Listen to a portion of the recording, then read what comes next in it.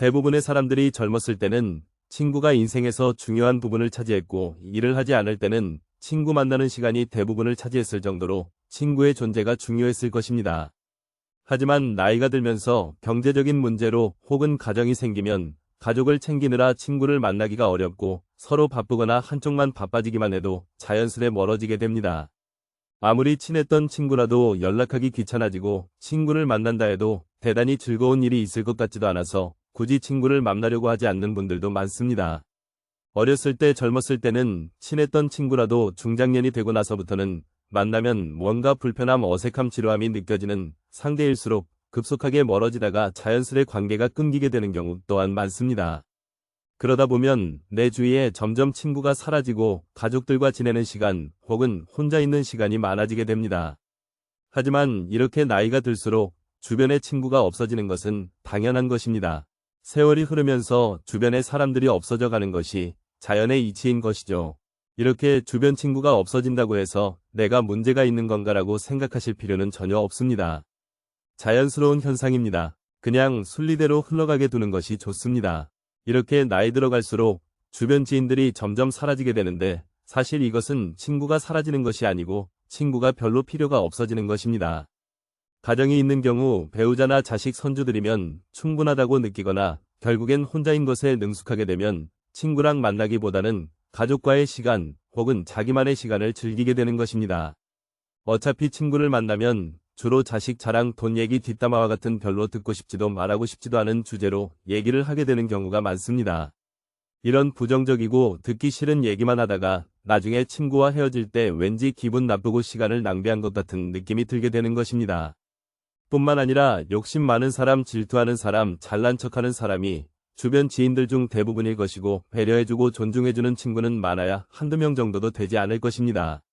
노인이 되어 노인정에 가더라도 똑같습니다.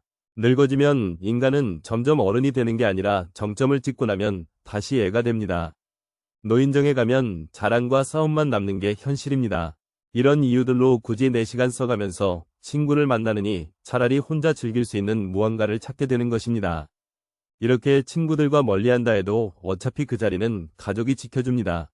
어렸을 때는 친구들이 보물이지만 나이가 먹을수록 가족이 보물이 되는 것입니다.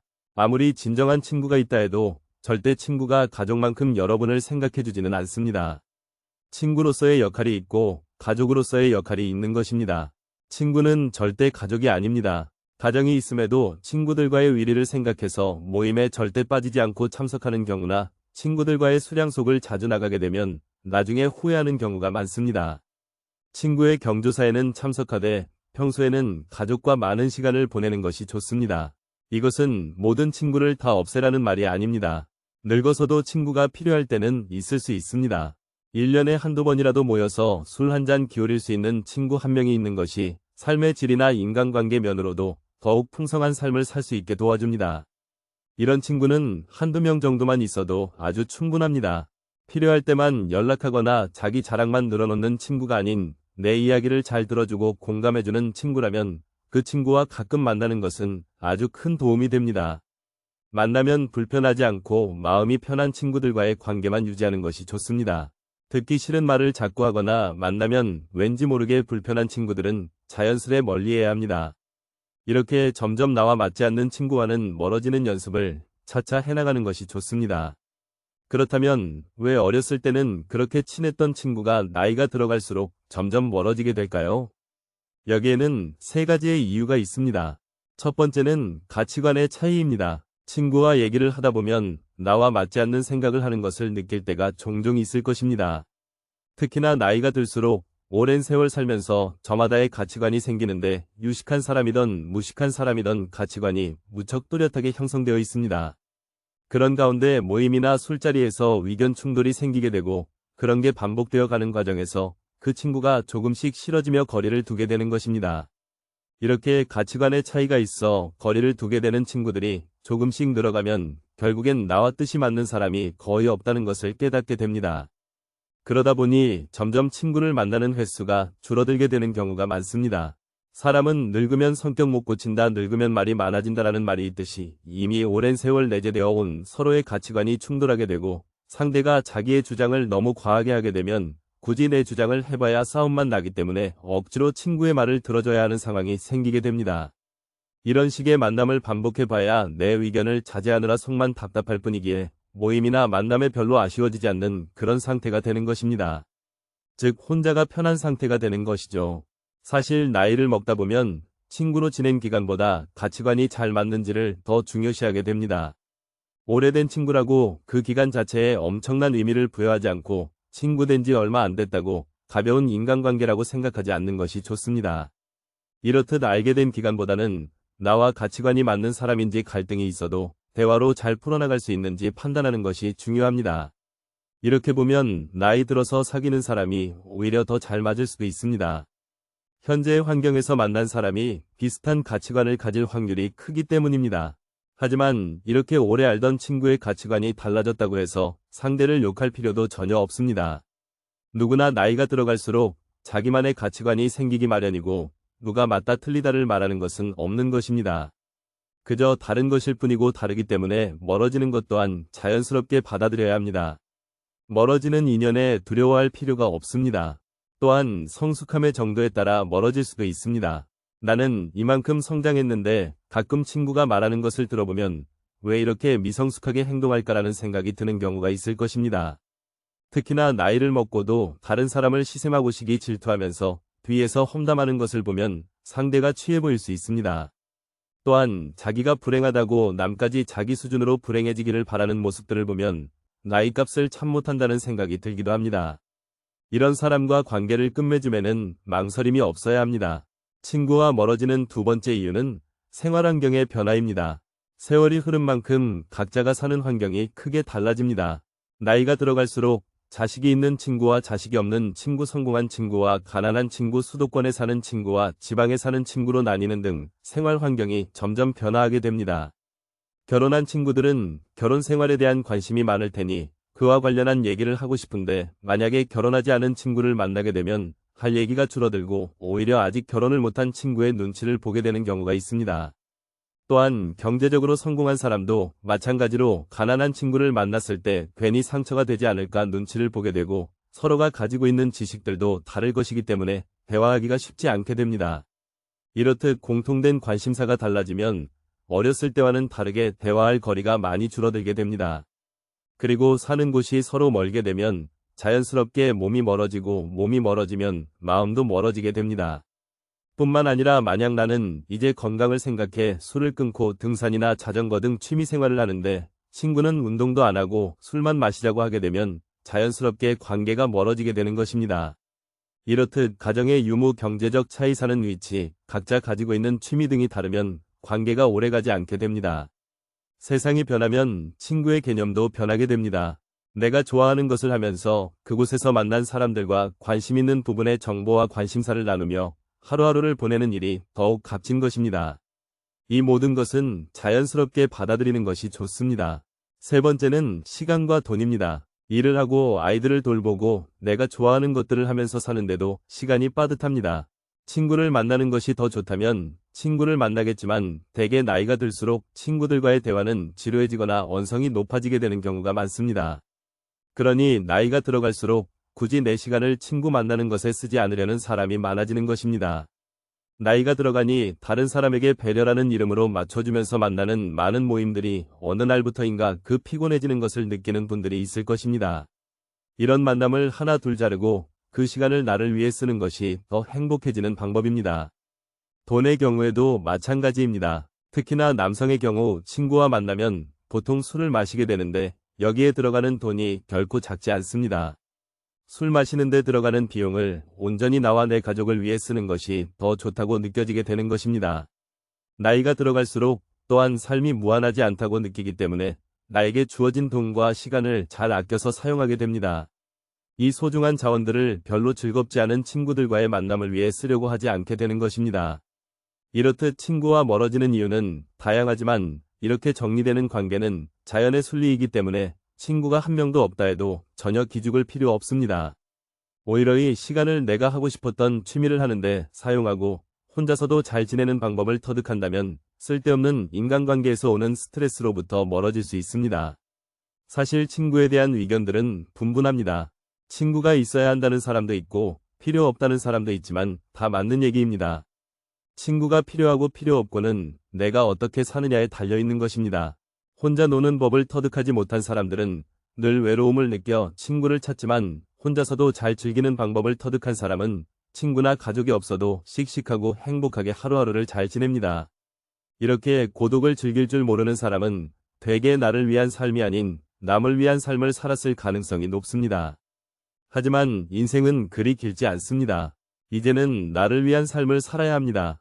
나를 위한 삶을 살기 위해서는 나를 기죽이고 나를 불편하게 하는 사람들과의 관계를 먼저 정리해야 합니다. 친구와 멀어지는 것도 처음이 어렵지 점점 시간이 지나면 더 쉬워집니다. 10년 친구니 20년 친구니 이런 건 별로 중요한 것이 아닙니다. 10년지기 20년지기 이런 단어들에서 벗어나는 것이 좋습니다. 이 단어에 집착하다 보면 우리는 항상 오래된 친구와 잘 맞아야 하고 누구 하나 마음이 변하면 세상 큰일이 나는 것처럼 여기게 됩니다. 이런 생각들이 오히려 나 자신에게 해가 됩니다. 내가 싫어하는 행동만 골라서 하는데 스트레스를 받으면서까지 그 관계를 유지할 필요가 없는 것입니다. 이렇게 정리해 나가다 보면 자연스레 결국에는 많아야 한두 명의 친구만 남게 됩니다. 물론 친구가 아예 없을 수도 있고요. 하지만 이것은 오히려 축복입니다. 좀 더 낫다운 삶을 살 수 있는 기회입니다. 친구가 있고 없고는 중요한 것이 아닙니다. 주변에 휘둘리지 않고 소신껏 인생을 살아가는 것이 좋은 방향입니다. 인연 따라 만났다 헤어지는 것이 바로 친구입니다. 우리는 친구가 없이도 행복하게 사는 법을 배워야 합니다. 친구 없이도 소소한 일상에서 행복을 느끼며 열심히 살아가는 것이 중요합니다. 그렇다면 이렇게 나이 들어도 혼자 잘 사는 사람들은 어떤 공통점이 있을까요? 첫째로 이들은 남의 눈치를 보지 않습니다. 일단 여기서 가장 중요한 마음가짐은 내가 혼자가 되었을 때 남이 나를 문제 있는 사람이라고 여기면 어떡하지와 같은 걱정을 하지 않는 것입니다. 대개 혼자인 사람들 중에 이렇게 남의 시선을 의식해 억지로라도 친구를 만드는 사람이 있습니다. 하지만 이렇게 남을 의식하게 되면 마음에도 맞지 않고 만나면 불편한데도 사람을 만나게 되고 그런 관계에서 오는 스트레스에서도 벗어날 수 없게 됩니다. 사실 남은 그렇게까지 나에게 관심을 갖지 않습니다. 혼자 지낸다고 해서 당신을 문제 있는 사람이라고 여기지도 않습니다. 그러니 괜한 걱정에서 벗어나 남의 눈치 보지 말고 내 인생을 살아가야 합니다. 두 번째는 고민을 오래 하지 않는 것입니다. 혼자서도 잘 사는 사람들은 되게 고민을 오래 하는 것이 별로 좋지 않아서 고민을 짧기만 합니다. 예를 들어 안 맞다 싶은 관계를 단칼에 끊어내거나 내가 하고 싶은 취미가 생기면 바로 시작하는 것입니다. 우리가 하는 걱정의 대부분은 실제로 일어나지 않습니다. 내가 이런 행동을 했을 때 나를 안 좋게 생각하면 어떡하지, 내가 이 취미를 시작했을 때 닥치면 어떡하지와 같은 두려움을 가진다면 아무것도 시작하지 못하게 됩니다. 하지만 혼자서도 잘 사는 사람들은 고민을 짧게 하고 바로 실행으로 옮깁니다. 마지막으로 혼자서도 잘 지내는 사람들은 인생에서 해야 할 것들이 넘쳐난다고 생각합니다. 이렇게 생각하니 친구가 없어도 하루하루 바쁘게 그리고 재밌게 사는 것입니다. 나이가 들어도 재밌게 삶을 사는 사람들은 할 게 너무나도 많다고 합니다. 예전에는 일과 가정을 챙기느라 하고 싶은 게 있어도 뒤로 미뤘다면 나이가 들수록 시간이 여유로워지기 때문에 못했던 것들을 하나하나 해보는 것입니다. 이렇게 하나씩만 해봐도 외로울 틈이 없습니다. 무언가를 배우면서 거기서 또 다양한 사람들과 얘기를 나눌 수도 있고 남은 인생을 설렘으로 살 수 있게 되는 것입니다. 이렇게 혼자만의 시간을 즐길 줄 아는, 즉 고독을 즐기는 사람들이 이 인생을 행복하게 살 수 있습니다. 이러면 자존감도 높아지고 끌려다니는 인생이 아닌 주체적인 인생을 살아나갈 수 있습니다. 우리는 혼자여서 외로워하는 것이 아니라 혼자인 것에 감사해야 합니다. 산책을 하다 집 주변의 작은 공원에서 꿀벌레의 소리가 들릴 때면, 내 청력이 좋음에 감사하고 빛나는 햇살이 내 얼굴을 비출 때면 따스한 햇살을 느낄 수 있음에 감사하는 것입니다. 이외에도 하루를 살다 보면 감사할 일이 참으로 많습니다. 맛있는 음식을 차려 먹을 수 있음에 감사하고 TV를 보고 한바탕 웃을 수 있음에 감사해야 합니다. 이렇게 감사하는 마음은 놀라운 효과가 있습니다. 감사하는 마음을 갖는 습관은 스트레스를 줄여주고 우울증, 부정적인 감정에서 빨리 벗어나게끔 도와줍니다. 감사하는 마음을 습관으로 만들면 잠도 더 잘하고 피로감이 낮아짐은 물론 심장질환의 위험이 줄어든다는 연구 결과도 있습니다. 이렇게 감사하는 습관을 만드는 방법들이 있습니다. 첫째는 작은 것에서 감사함을 느끼는 것입니다. 감사하는 마음은 전혀 아낄 필요가 없습니다. 오늘 날씨가 화창한 것에 감사하고 내가 생각했던 것보다 음식이 맛있게 된 것에 감사해야 하는 등의 사소한 것들에 감사하는 일들을 찾으면 좋습니다. 두 번째는 명상을 하는 것입니다. 가만히 앉아 눈을 감고 오늘 있었던 일 중에서 감사할 만한 일 3가지 정도를 생각해 보는 것입니다. 이때 주의해야 할 것은 감사한 일을 떠올림과 동시에 그것을 감사했을 때 느껴지는 감정을 오롯이 느끼는 것입니다. 이렇게 직접적으로 시간을 내서 명상을 하게 되면 더더욱 감사의 효과가 극대화됩니다. 마지막으로 감사 일기를 쓰는 것입니다. 일기를 쓴다고 해서 거창하게 길게 쓸 필요는 없습니다. 오늘 하루 중 감사했던 것들 2-3가지 정도만 그냥 종이에 쓰는 것입니다. 핸드폰에 있는 메모장에 써도 좋습니다. 이렇듯 감사와 함께하는 삶을 살 수 있다면 삶의 질이 훨씬 올라갈 것입니다. 이것들을 아직 안 해보신 분들은 꼭 하루만이라도 해보셨으면 좋겠습니다. 오늘은 나이를 먹어도 친구가 필요 없는 이유, 그리고 남에게 휘둘리지 않고 내 인생을 주체적으로 살아가는 법에 대해 이야기를 드렸습니다. 이 영상이 남의 눈치를 보며 좋지 않은 관계를 지속하는 분들에게 좋은 영상이 되었기를 희망합니다. 이상으로 오늘의 영상을 마치겠습니다. 우리 모든 구독자분들의 행복한 여생을 응원합니다. 다음에 더 좋은 내용으로 찾아뵙겠습니다. 감사합니다.